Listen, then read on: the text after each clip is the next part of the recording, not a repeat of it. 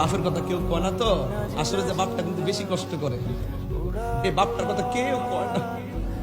খালি পকেটে বাজারে গেছে, সন্ধ্যার আগে বাজার লই আইব, টাকা পকেটে নাই, আমার ছেলে কি খাইবো, ঋণ করে বাজারটা করে নিয়ে আসে, কিন্তু ঘরে ঢোকার সময় হাসি মুখে ঢুকে, বাপটা কিন্তু খুইল্লা কয় না। আরে বাপে 1200 টাকা বেতন পাইছে, কয়েকটা ছেলেরে লেখাপড়া করাইছে, কিন্তু কোনোদিন বুঝতে দেয় নাই যে ফর্ম ফিল আপের টাকাটা কোথায় থেকে আনছে, কোনোদিন বুঝতে দেয় নাই রেজিস্ট্রেশন টাকাটা কোথায় থেকে আনছে।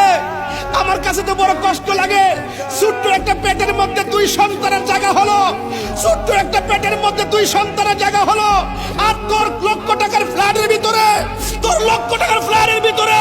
তোর মার জায়গা করে দিতে পারলি না। কি জবাব দিবি কাশীপুরের মানুষ, কি জবাব দেবে নারায়ণগঞ্জের মানুষ?